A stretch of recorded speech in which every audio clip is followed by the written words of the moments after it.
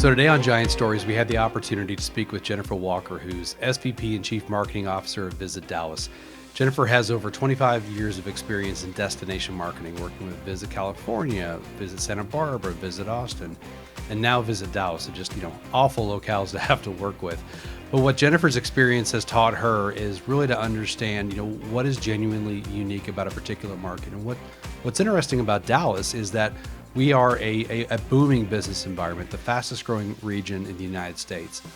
We've always done well with conventions, but how do we up our game with tourism, especially with things like FIFA coming here next year with the World Cup, the convention center expanding, lots of continued development. And so Jennifer's done an amazing job with Visit Dallas and her team to really understand the uniqueness of what makes Dallas attractive to somebody to want to come here from, say, Atlanta or say Chicago for a weekend versus another city.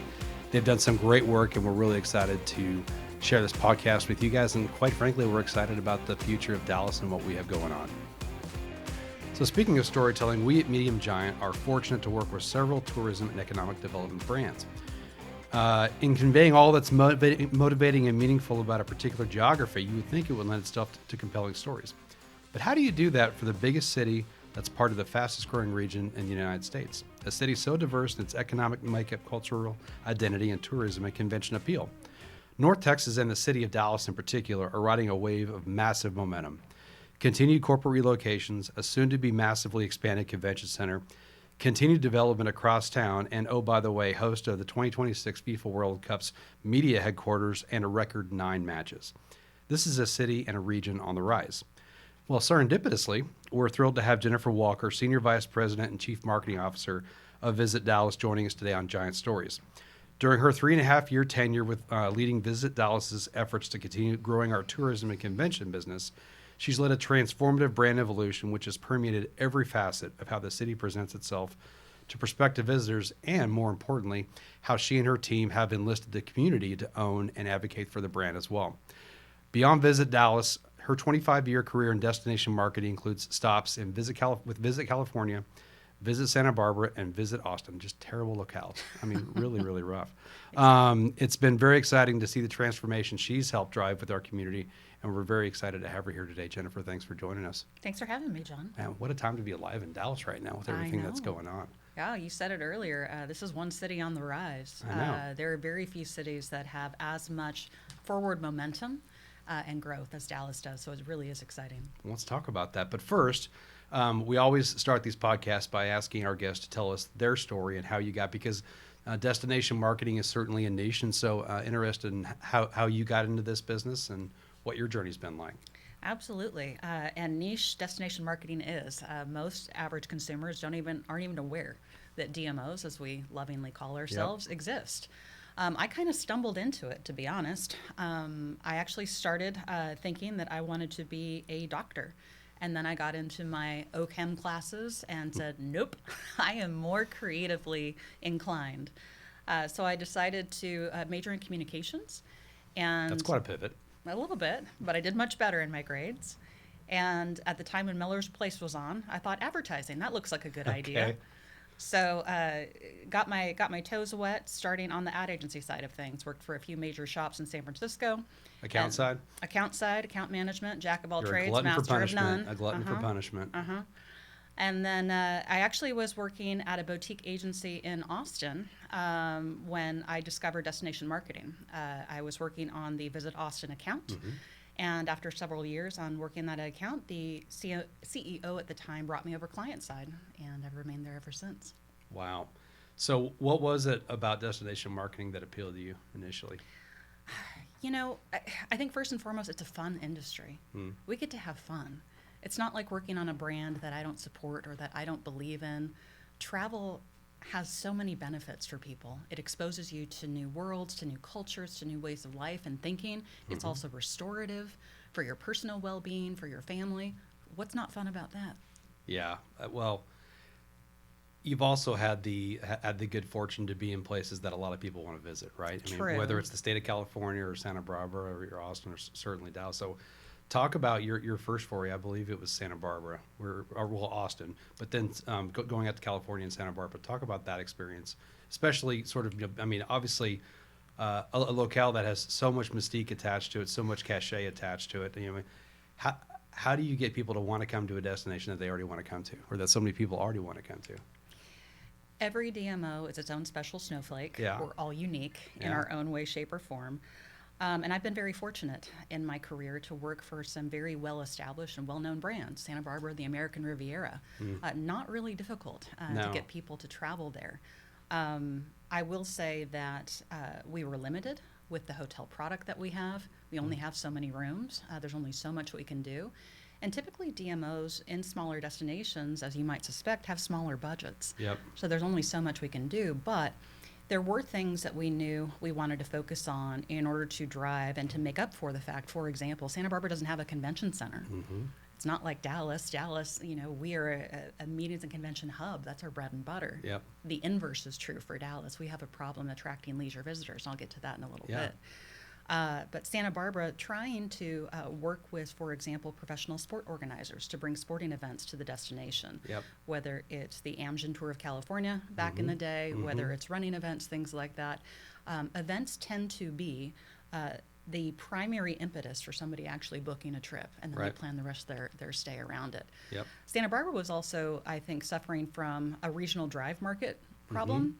We had the regional drive market down pat, but Yeah, we people had just coming up trouble. from LA, right? That's right, for the weekend. Yeah. We had trouble with longer stays with international visitors, for example, because it's more difficult to travel to if you're flying to LAX than to drive up to Santa Barbara. They have an airport there, but it's not that robust. Right. So you mentioned it before about limited budgets and how DMOs have to sometimes be creative. I think most people probably aren't aware of where a lot of the budgets for DMO marketing comes from. So if you could kind of give everybody a little bit of a background, because you wouldn't, I mean, it makes sense once you understand it, but you wouldn't Sure. necessarily think about it. Yeah, again, every DMO is different. However, most DMOs are funded by hotel occupancy tax or hot tax. Right. It's how Visit Dallas is funded, as an example, and hot tax is a direct pass-through to the consumer. So when you stay in a hotel room, you'll see it on your folio, on your receipt when you check out. It's a direct pass-through to that leisure or meeting and convention visitor. It is not a tax, for example, that residents pay. Right. In addition, there are many DMOs, including Visit Dallas, that are funded by a PID or a TID, or in our case, a TPID, the Dallas Public Tourism Improvement District. Right. So that's an additional assessment on top of that folio. Again, that's a direct pass-through to that consumer. And so in Santa Barbara's case, if there's limited hotels, there's limited opportunities to drive tax. Therefore, Correct. the pot is smaller. The exception, or the one thing that's notable about Santa Barbara, their rate was really high.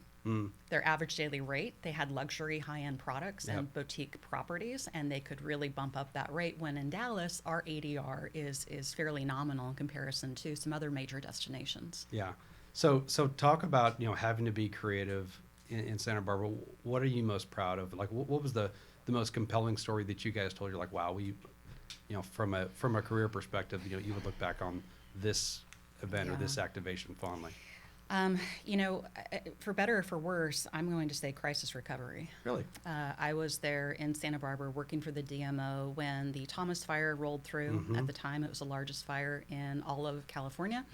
And subsequently, a month or so later, the Montecito mudslides that unfortunately took the lives of some 23 people. And dealing with that, not only as a resident, I personally was impacted. I lived a street away from where the devastation occurred in Montecito, so I was in and out of hotels with my dogs for more than a month until water was potable, until streets were passable. It was like living in a war zone. Wow. Then also working on the DMO side of things, when you think about a destination like Santa Barbara that relies on tourism, aside from the university, there really is nothing else in that market. Dallas could sustain some, Sure. hopefully, not hopefully, event like that, because we have other things to offer. Mom and pop businesses in Santa Barbara were completely shut down and asking us to turn the marketing on, and we were stuck in the crosshairs saying we can't do that. We're Right. still accounting for loss of life. So that was Not to mention, I would think even all the agricultural impact in the area there's people may not realize how many vineyards are sitting around yeah. in that region too. Right. So, I mean, freeways were completely shut down. So it was, building the plane as we were flying it, and yet still being sensitive I think, to residents and really reaching out to them and seeing how we could help. And when the time was right, telling visitors that we were once again open for business. Yeah, that's a great thing to look fondly upon. So fast forward, you come to Dallas. What was it that appealed to you about this opportunity? Question number one. Question number two is, what has surprised you about Dallas that you didn't know when you got here? So what appealed to me about the opportunity? I mean, it's Dallas, damn it. You know, it's one of the most well-known destinations we believe out that, there, but, right? I think the opportunity. I think because when I think of Dallas, I think of what a powerful city, what a wonderful, household name. And I want other destinations to be envious of what we do. Mm-hmm. There's no reason that we shouldn't be and couldn't be a global city, and true Absolutely. in that sense. And I don't think that Dallas as yet has had its fair time in the sun in that regard.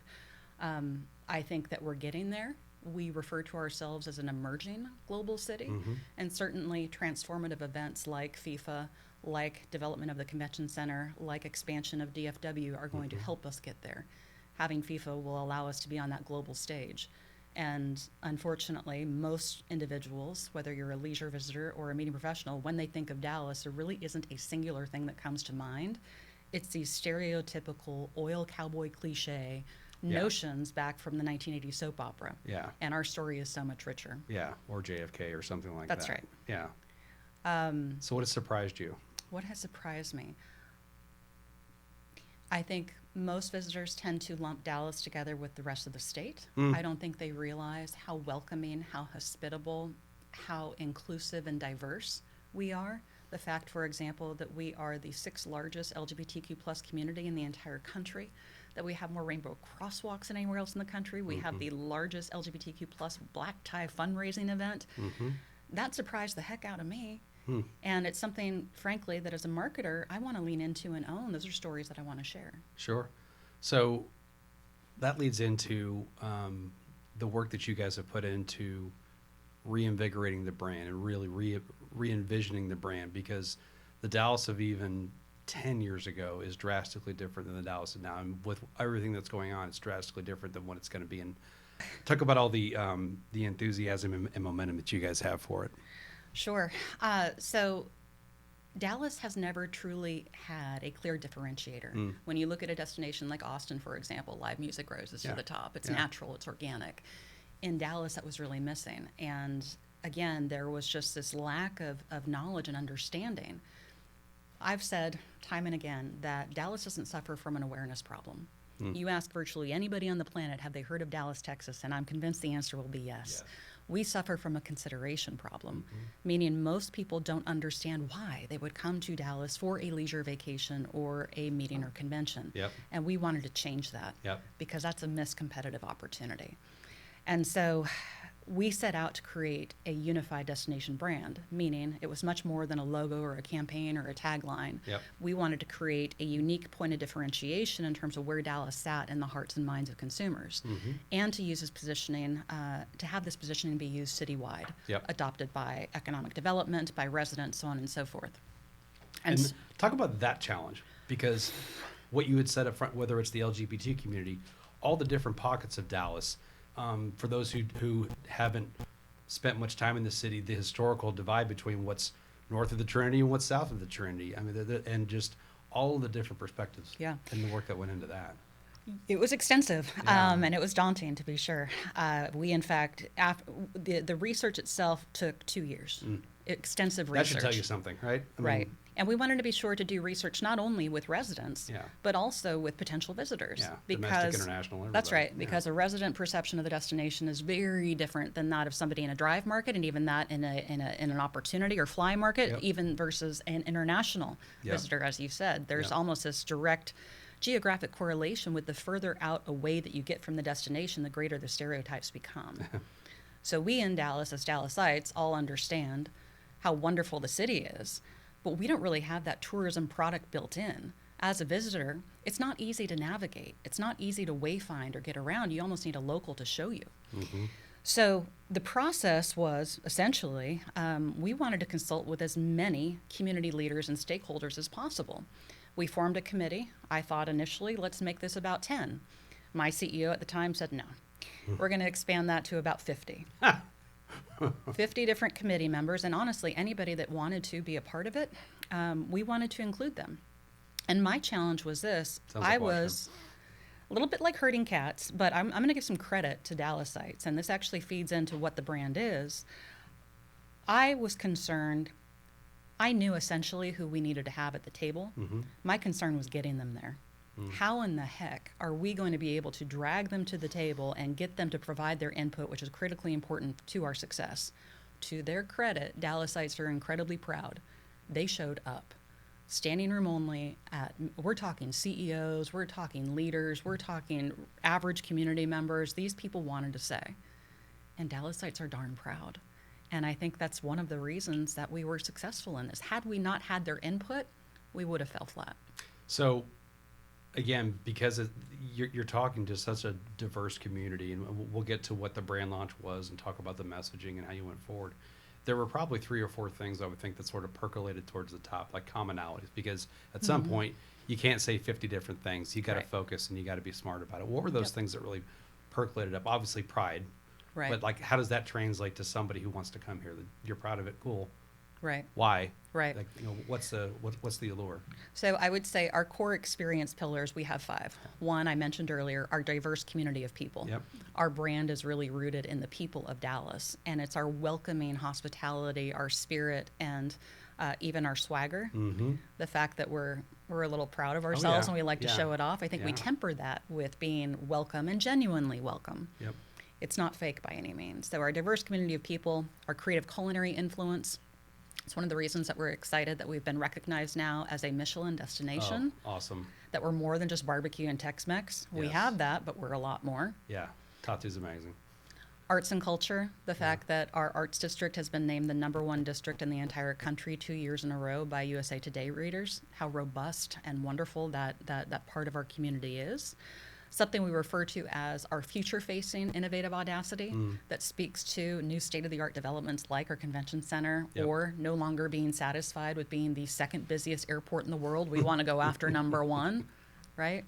And I believe that you can't talk about Dallas without referencing sports, our iconic sports culture. Absolutely. So we'll wrap all that up into the brand launch and the key message and how all that's transpired, because that's really, we're talking the last eight months, I'm thinking. We launched it Close to a locally year. in March of last year. Okay, so a little over a year. Nationally, we launched it in June. Okay. And we did things a little bit differently. Yeah. Because of our goal in having the brand be adopted citywide, we took care to launch the brand locally first. We wanted residents to feel included in this process, to see themselves reflected in it, to be proud, because ultimately residents are ambassadors to individuals who come to the destination, like FIFA, when they welcome them in about a year. So we created an entirely separate local campaign based on our brand essence, which is a maverick can-do spirit. We took out local media. We had a PR play. We even trans-created our creative into Spanish, because 47% of our population is Hispanic. We wanted them to Yep. feel included in the process. That'll be much bigger as we go on. And then we had a big launch event. We had a press conference at AT&T Discovery District. We made it a celebration. And we capped off the night by lighting up the skyline in our signature can-do blue. Loved it. That was an awesome, beautiful thing. So fast forward to now, how has that campaign manifested itself, whether it's in the city or elsewhere? So obviously you guys are on TV. There's a lot of social plays. What parts of it have come to life that you're most excited about or most pleased about the results so far? Honestly, I think it's wonderful that we're expanding into some of those with our national campaign. We're Yeah. expanding into new national markets like Atlanta, like DC, like Chicago. Because again, the drive markets get it, but in order to begin to shift perceptions, we need to have a presence, and we need to tell the Dallas story of today in those opportunity markets to drive future tourism. So I think seeing some of the impacts and the shifts already in some of the brand attributes is really impressive. But I would say I'm most excited, honestly, about how locals have really embraced it. I think that was really surprising. We were a little apprehensive. We didn't know what to expect because creative is subjective. Always. But Dallasites have organically just started to pick this up. I hear during speeches that are given or presentations, people using brand language. I'm like, this is wonderful. And so our goal is also to continue that momentum. Just because you bird the baby, you can't leave it alone. Establishing a destination brand is a long-term play and one that we know requires consistent nurturing, which is why just a few weeks ago, we held a celebration at Dallas City Hall to recognize May 7th during National Travel and Tourism Week as Dallas Can Do Spirit Day. There was a proclamation that was read. It was officially recognized. There was a give back component with volunteering and giving back to the community of Dallas. And really, again, just a celebration and hoping to help prepare residents and get them excited about some of these transformational developments and events that are on the horizon. Well, and obviously, your role is to draw people to the market, but in the sense of the Maverick can-do spirit, if you look around the market and see the things that are happening, whether it's the new park that's being built down south over that freeway, similar to Clyde Warren, or what's going on with the convention center, or looking at DFW Airport and saying, okay, Terminal F doesn't need to have 15 gates or whatever. Now it's going to have the full accoutrement. I think that appealing to people's sense of possibility is really what the story of Dallas is, because we have never been shy of looking at a goal and stepping a little bit further and like, how can we do it bigger? How can we do it better? That's 100% true. Yeah, that's what makes me most excited. So, having spent as much time in the destination space, moving away from Dallas for a second, you've traveled the world and seen a lot of different ways people approach destination marketing. What other maybe international markets do you see out there? It's like, wow, they really do it well in terms of how they position their market, or they tell a great story. I can't recall any international markets off the top of my head. I will say Visit California always does amazing work. Los Angeles, some of the Southern California markets, Denver, for example, New York. I've always admired New York and the work that they do. Pretty iconic there. Yeah. Virginia's for lovers and all of those kinds of things. Awesome. So how do you guys think at Visit Dallas, with whether it's the campaign or how you engage with potential prospects, how do you guys think about technology, especially, one of the things in promoting such a broad geography to such a broad group is that you need a lot of content all the time. And how do you guys think about content and technology, and how are you implementing that into how you go to market? Sure. Well, first and foremost, we're trying to embrace technology as best we can. We utilize AI to assist in efficiency, for example, to assist with brainstorming, to assist with copy editing. It makes our lives easier. It saves time. For sure. And when you don't have time, that's critically important, right? It helps with the creative process. People now have access to cameras and software that they didn't before. That's now affordable. Yep. So any user can actually create content. I will also say, though, as we look ahead, and we used to say this at Visit California all the time, there is a sea of content being created about the destination. And I've always been of the mindset that we need to work smarter, not harder. Why don't we leverage some of this existing content out there instead of trying to create the content ourselves? So being able to amplify some of the content creation, I think, out there versus being content creators as the DMO is going to be a future focus for us as well. I was going to say, so talk about creator partnerships. I mean, because obviously Dallas is full of really well-known creators who love the area and are excited to talk about the different neighborhoods around town and feature and accentuate those. That's got to be a low-hanging opportunity for you guys. We work with influencers frequently, not only in our content storytelling for our own channels, but also in trying to attract other potential visitors to the destination. We travel with them. We take them to events like Aspen Gay Ski Week, as an example, other events throughout the country. We also, because the brand is really rooted in the people of Dallas, we frequently tell the stories of Dallasites as another means of trying to entice people to have a vacation here. So, for example, for Dallas Arts Month, we created a series called Damn Good, and we profiled various Dallas artists who wrote love letters to Dallas. Love it. To bring it to life. For National Women's Month, we profiled various game-changing women in the destination that held these stereotypically male dominated roles, but they were scientists or they were archaeologists or they were chefs, and bringing those stories to life. And then last but not least, and this ties into our brand, as part of the brand, for each of our pillars, we identified individuals who embody the essence of our brand, that are luminaries within the destination, just doing game-changing things. And we utilized a local artist to bring their likenesses to life, and we use that as part of the campaign artwork and tell their stories on our website. That's fantastic. Going back into Dallas a little bit and talking about FIFA and the process of getting that there, because you were here in the middle of all of those efforts to secure Dallas as a location. What role does Visit Dallas play in that kind of outreach, whether it's to a FIFA or to any other kind of sports organization? Because you've also got the Dallas Sports Bureau. So with that, how do you guys team up collectively, civically? I'm sure with city government and everybody else to try and draw those organizations. So credit where credit is due. This is 100% all credit to the Dallas Sports Commission and our executive sports commission director, Monica Paul. Monica's awesome. We had her here. Right. This has been ongoing for years. And I don't really even have visibility into the extent that she worked with Visit Dallas. I'm sure to some extent.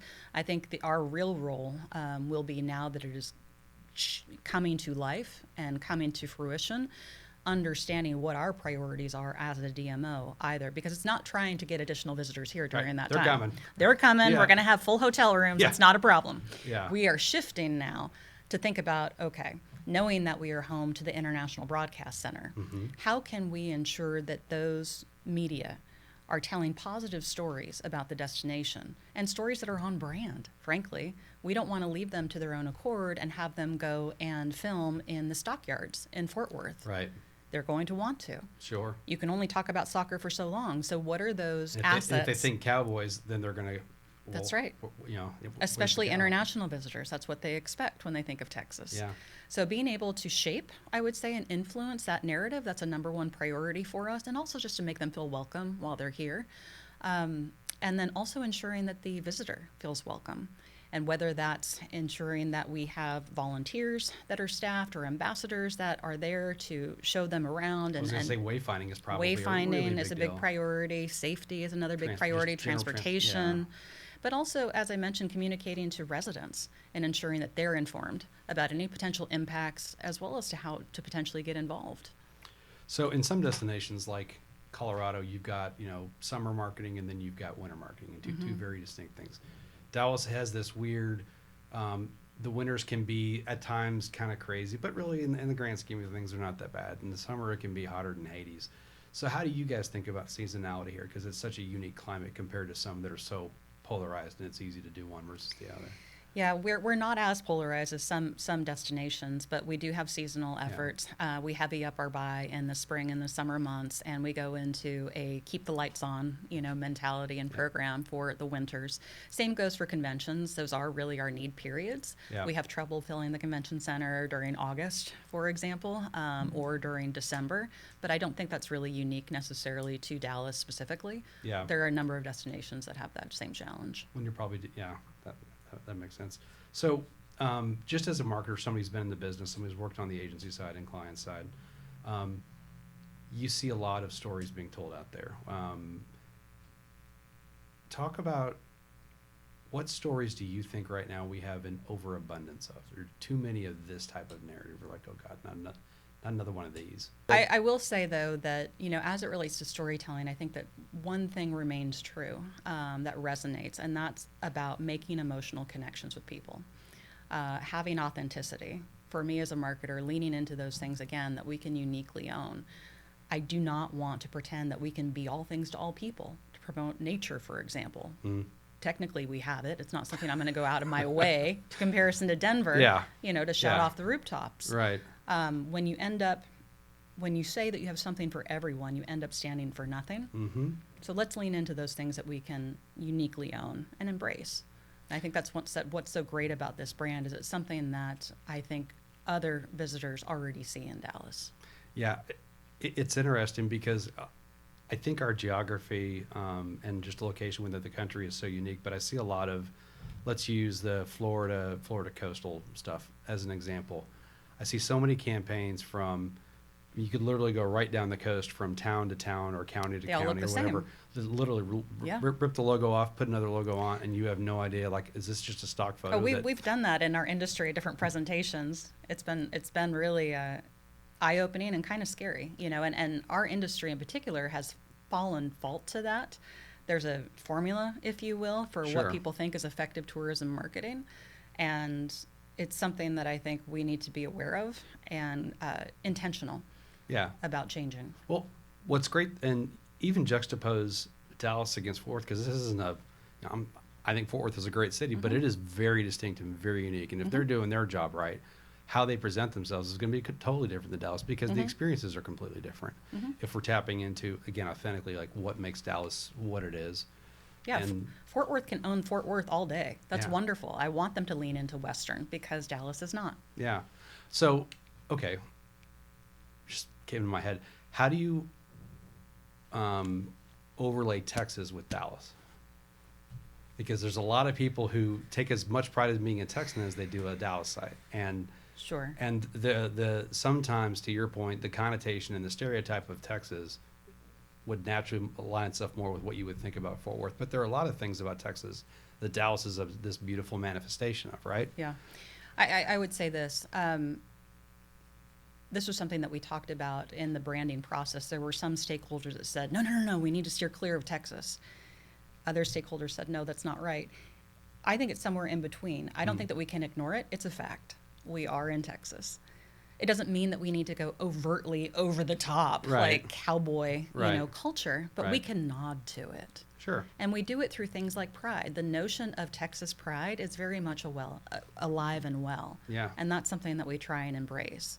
It's in our bold color palettes that we use. It's in our what we call our swagger, our attitude. It's something that people recognize Dallas to have. And I think this is just a little bit of a story, but we actually asked during the research process, during our focus groups, to ask respondents to personify who they felt, if there was a particular individual that represented swagger, name who that would be. And unaided, they all said J.R. Ewing, which to me was a mic drop moment, because I said, if they already associate the destination with J.R. Ewing and they look at this character as having cachet, as wearing a cowboy wearing a three-piece suit and driving a Cadillac, Yep. and he's pretty slick about it, and they're not mad about it, there's no negative association with that, then we are onto something, because that is something they already associate us with. I love that. So look out the next 5 to 10 years specifically for Visit Dallas. I mean, within 5 years, FIFA will have been here. What do you see ahead for this city? You'll have a convention center complete. Let's say by 2030, give or take. 2029, okay. March, Okay. Not that we're counting. on track. Not that we're counting. No. What's ahead for the city for Visit Dallas, and what's on your plate? I would say that we would achieve getting to that truly global destination, that we would no longer be emerging, we would no longer be aspiring, that we would have made our mark on that map, that will benefit from increased leisure visitation, increased curiosity about why somebody should come and travel here, and overall more benefits for residents. Ultimately, tourism benefits the people who live, work, and play here, to seeing the positive impacts that tourism yields on the community. I think ideally, again, we have not seen our proper time to shine as yet on that stage, and it's really exciting to look ahead and consider what's on the future. Just another thought, because obviously the region itself is growing exponentially. You do see a lot of expansion up north, for example. So Frisco, proper, Salina, or Prosper, Salina going up there. Do you guys envision opportunities because I mean, at some point you get to where, to get down, let's say in the central business district, it's an hour and 20, hour and 30. Are you guys starting to envision sort of experiences to some of those staycation opportunities that people maybe in the northern counties would want to come down and experience? I will say this. I suppress, and I'm required to suppress, the DFW region from any Okay. of my paid advertising, given Okay. how we are funded and the restrictions on that funding. Okay. So I think the big opportunity for us, those people I think to some extent are already going to come to Dallas, Yeah. whether that's for a performance, Yeah. whether it be a concert or, a Broadway play or whatever the case might be. Yeah. I think the real opportunity for us and where we want to focus, really moving that needle and gaining some traction, are in those opportunity markets. Yep. Those are the folks that are going to stay Chicago, longer. We're not Atlanta. interested in people coming for the day. We want people to come and stay the night in the hotel, and The weekend. ideally multiple nights in the hotels, again, because that's how we're funded. That makes perfect sense. All right. Well, Jennifer, thank you so much for your time. This has been a lot of fun. We appreciate Absolutely. it. Thank you. All right. Look forward to what's happening in Dallas. Yes, sir. Thank you. Giant Stories is a production of Medium Giant and our parent company, the Dallas News Corporation. Interested in learning more about how your brand's story can be better told and sold? Visit mediumgiant.co or send an email to hello@mediumgiant.co.